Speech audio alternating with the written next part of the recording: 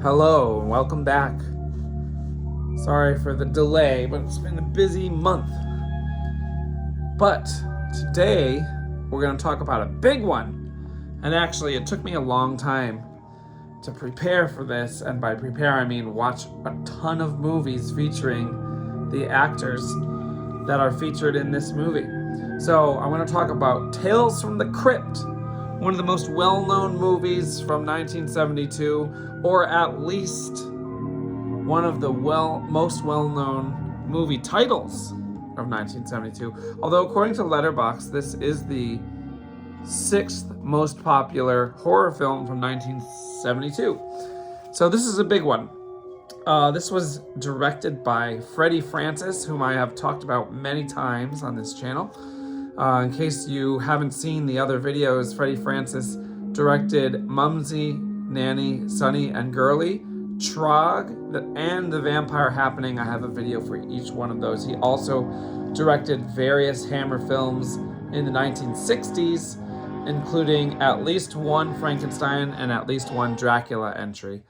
This was written by, well, I should say the screenplay was written by Milton Subotsky, who also produced it and also was one of the two men behind Amicus Productions, which this is an Amicus production. It's also the most well-known Amicus production ever made. It's also Freddie Francis's most well-known film. This is a big one. So, again, in case you haven't been keeping up with us, some other Amicus productions that I have made videos for include Scream and Scream Again from 1970, plus multiple films from 1971, including The House That Dripped Blood, The Abominable Dr. Phibes, I, Monster, and Dr. Phibes Rises Again. All those were Amicus. Most of those were 1971, although Dr. Phibes Rises Again is in 1972. So this is the biggest Amicus film, and Amicus is most known, well, actually it's most known for being like a Hammer kind of ripoff. But aside from that, Amicus is most known for its anthologies, and I can't recall, because this is like the 200th or 250th video I've done, but I think this might be the first horror anthology that I've ever talked about. If it's not the first, then it's definitely like the second or third. I can't think of another anthology, because the Amicus anthologies were mostly in the 60s until they kind of like brought it back with this one. Actually, there was a gap between like 67 and then 70 where there were no Amicus horror films. I tried other genres. In fact, I watched a sci-fi drama film called The Mind of Mr. Soames that was from 1970. That was when they were trying to do other stuff. That movie was pretty decent. So, if you didn't know, Tales from the Crypt was originally a line of comics, and here is the cover of the very first Tales from the Crypt ever. It is issue 17, but that's because they changed the name from something else multiple times, and it ended up at Tales of the Crypt. It wasn't even horror before. It was like crime comics or something like that. Anyway, that's the original. Look at this beautiful cover here. Let's zoom in on that. What do we got? We've got a female mummy. We've got a two-headed monster coming out of like a, what is that? Beaker? Is that what it's called? A beaker? Let's see, I can't zoom out. Okay, we've also got 3 hosts. Now, if you know the 90s Tales from the Crypt, you're going to be like, who's this guy? But that's the Crypt Keeper. Not like a zombie like he is in the 90s TV show or the 90s movies. And then we have 2 other hosts, which you may not be aware of. We have the Vault Keeper, which is basically a hooded version of the Crypt Keeper, although it is a separate character. And we have my favorite, the Old Witch. So, those are the three hosts, although in the film, we only have the Crypt Keeper, not the other two, although he is hooded. So let's go back to the movie poster. All right, so it adapts 5 stories from the comics. So I went and read all 5 of those comics, and the film is extremely faithful to all 5. They make almost no changes from the original comics. There are maybe like 2 subtle changes in the entire film. They also do a wraparound, which features 5 characters, 1 for each story, and they end up in the crypt that the tales are from. And the Crypt Keeper is basically a supernatural being who can look into the life of each of these 5 characters, and each of these 5 characters is a total piece of human garbage, and they've done something awful in their life. And the Crypt Keeper makes it known that it's not a secret. So who do we have in here? We have Joan Collins, and I went and watched probably way too many Joan Collins movies in the last month to get ready for this movie, including Kosh Boy. Joan Collins is British. This film is mainly a British film, by the way, although it does have some production money coming from the United States. It's filmed in the UK, and I think the director, writer, producers, I think all the actors are British, so which is unusual because they do a lot of British movies do usually get at least 1 or 2 big American actors. So anyway, Joan Collins is a British actress. She was in a few crime films from the 50s when she was like a teenager. Maybe she was like 20 years old. She was in Kosh Boy, which that definitely got a different release title in the US because no one knows what a Kosh Boy is, including me, until I saw it. This is about some thieves, and the lead actor in that was really good, and he was only ever in like 2 movies.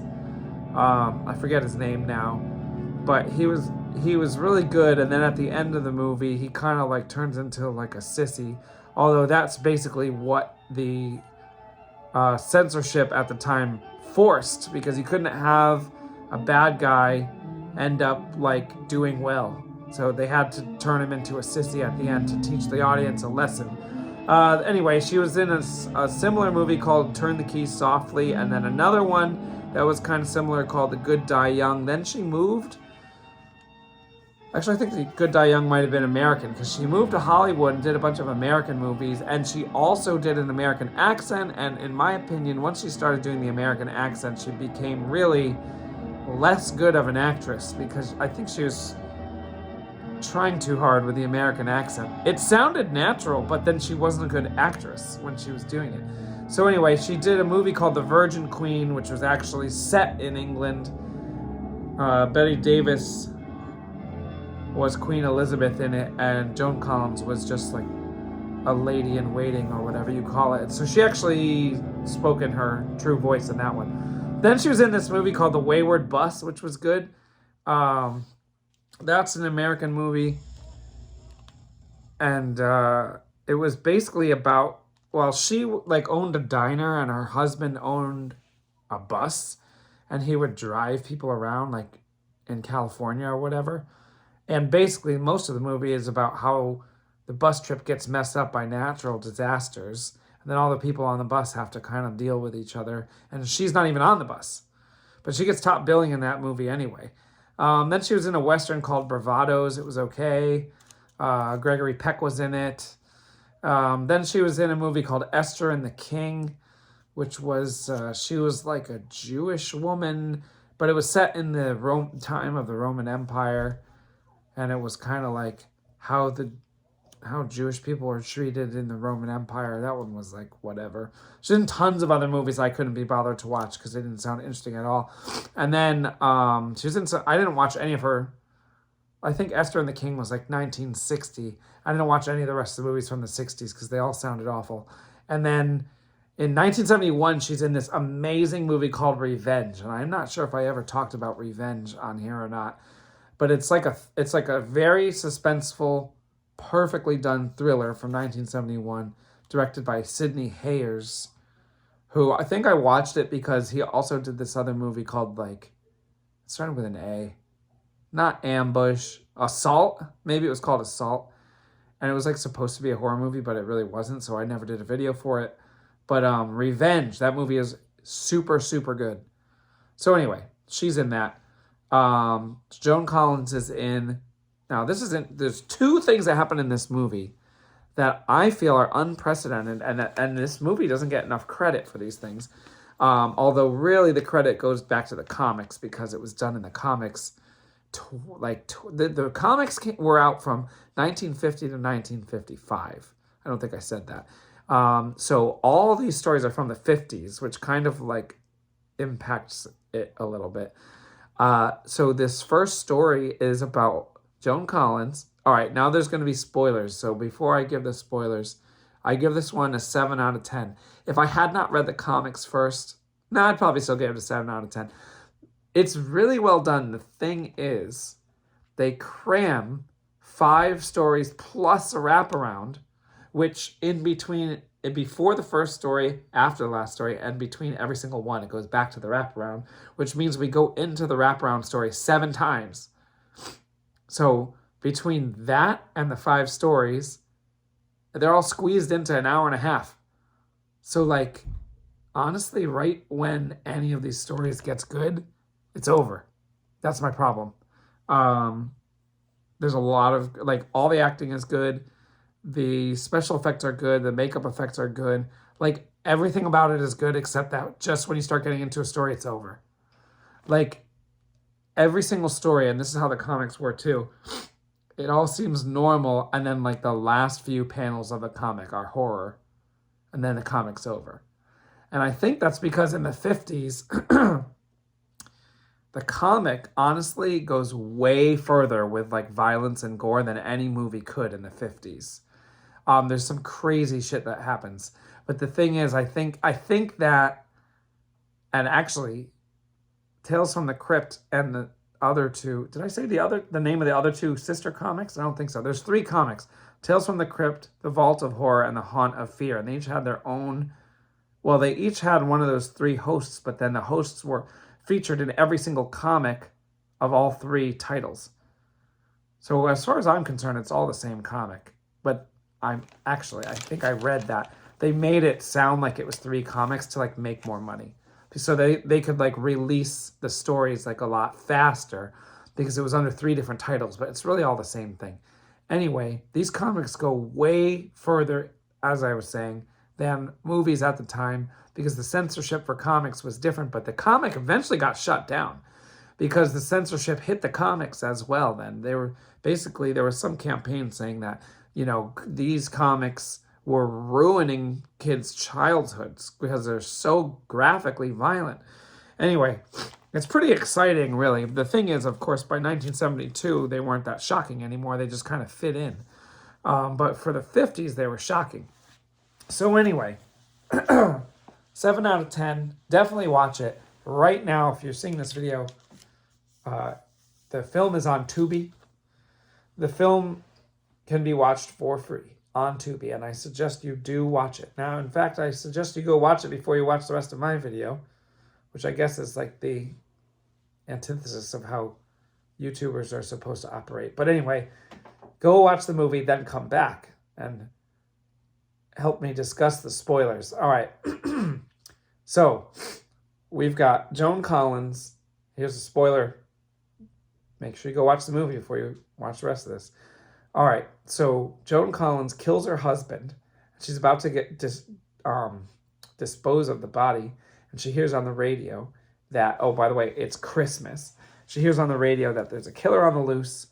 And the killer is dressed like Santa. Now, first off, this is probably the first Christmas horror movie ever. A lot of people say Black Christmas is the first Christmas horror movie ever that came out in 1974. That's 2 years later than Tales from the Crypt. I don't know why Tales from the Crypt does not get recognition as being the first Christmas horror movie ever. By the way, there could be something earlier, but I don't think so. There could be a 60s movie. I haven't watched everything from the 60s yet. I'm aware of most of it. I'm fully aware of what existed in the 30s, 40s, and most of the 50s. I've watched everything from the 30s. If you haven't, every single horror film of the 30s I've seen, and I'm like partway through the 40s now. That's what I do in my spare time when I'm not preparing for these movies. Anyway, Santa, killer, she can't go outside because he's lurking out there and he's trying to get into the house, and she has killed her husband. That's pretty cool. That's the first one. Not going to tell you how it ends. Even though I said there are spoilers, I'm not going to give all the spoilers. So then the second one, let's see, actually I might get these out of order because I don't think I read the comics. And I read the comics in the chronological order of when they were released, not in the order that they appeared in the film. But I think the second one, I could be mixed up, but I'm pretty sure the second one was called something Reflection. Something Reflection. It's basically where actually this is the only real difference in the comic. Two guys are driving and it's late and the one falls asleep, and then there is a car crash. In the movie, they changed it so that there's a guy and he's like leaving his wife and kids to go be with this woman, and then he and the woman are driving, and then he falls asleep. So anyway, in that one, actually the comic was better in this case. They kind of watered this one down. Basically, the car crashes, he dies, and like comes back to life as a zombie and doesn't realize he's dead. And he's walking around, he can still talk and everything. And every person that he like encounters like runs away screaming because he's a zombie. And then at the end of the story, he like looks in the mirror basically at his reflection, which is why the name of the story is like Reflection something. That one's okay. In the comic, it's better because he looks really gruesome in the comic, and here he just kind of looks like a little bit ghastly, and they could have made him look better. Okay, third one. Peter Cushing is in the third one. The third one is pretty good. Peter Cushing, actually, take a look at this. Can you see Peter Cushing? Zombified Peter Cushing. All right, there he is. So here's Peter Cushing as a zombie.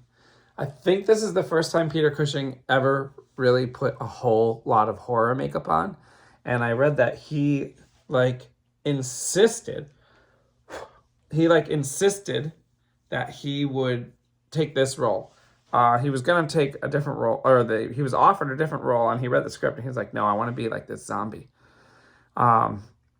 He plays a man who is mourning his wife, and the only way he can deal with life is by making toys for children. But he makes them, he's a garbage man, and he gets like broken, dirty toys out of the garbage and like fixes them up and gives them to the neighborhood children. So people don't like that, and then they ended up like driving him to kill himself by like being so horrible to him all the time. They sabotage him, they get his pets taken away, and they make it so that the parents don't like him anymore, so the children can't go there. He ends up hanging himself, then coming back to life as a zombie and getting revenge on the guy that made him kill himself. Now, aside from being the first Christmas horror film, I gotta tell you, a lot of people give George Romero credit for like inventing the modern zombie with Night of the Living Dead. And this movie came out after Night of the Living Dead, but the comic that it's based on came out way before Night of the Living Dead. It came out in the early 50s. And both of these two stories that I just mentioned have actual zombies in them. Okay, one of them can talk, so that's a little different, but Peter Cushing's zombie can't talk. He just comes out of the grave, which they show him like come out of the ground, and he like comes and kills people. He doesn't eat their brains, that's the only thing. or he doesn't eat them at all. That's the only difference between Romero zombie and this. But some people give Romero too much credit on the zombie thing because there were tons of zombie movies before. A lot of them were voodoo type zombies, but in this case, we have a zombie created in the early 50s that is essentially what most would call a Romero zombie. Beyond that, we had another story. Let's see, what was the next one? Oh, the next one was the most gruesome one of all. It's basically a variation on the monkey's paw, where people have this item and they use it to wish for money, and they get money because, well, the woman gets money because her husband dies, and then she gets to collect on his life insurance. So then she wishes for him to not be dead, and then of course he comes back as a zombie. So actually 3 zombies. So he doesn't really come back as a zombie. He comes back as an embalmed person, and he's in sheer total pain. And so she stupidly wished for him to come back and to never die. So he comes back and he's living in a new existence of total pain all the time. He's just like screaming. And I remember reading this comic and thinking, I don't know how they're going to make this one into a movie because it's so insane. Because she ends up trying to kill him even though she wished for his immortality and received the wish. But he's in so much pain that she ends up cutting him into, in the comic, 1,000 pieces. And each piece does not die, and it like quivers and like bleeds.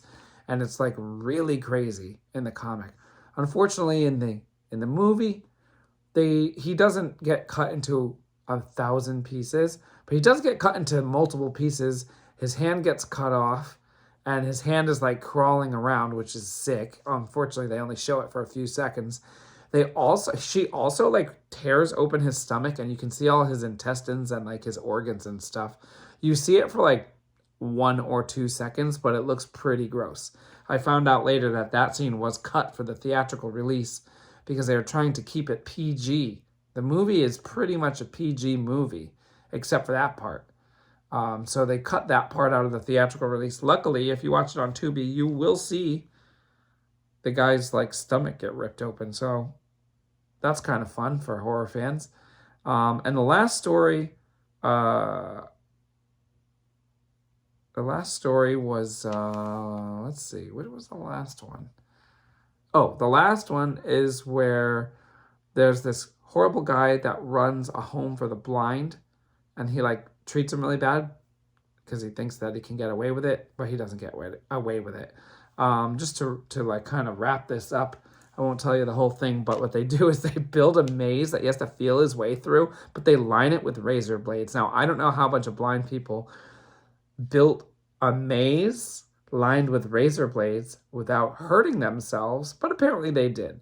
It's the same in the book, and he has to go, and then they like let his hungry dog loose to chase him through it. But unfortunately, in both the comic and the movie, they do not show him like die. Although that would have been very satisfying to see him like get eaten or bitten by his dog and then like go get scraped up against the razor blade walls.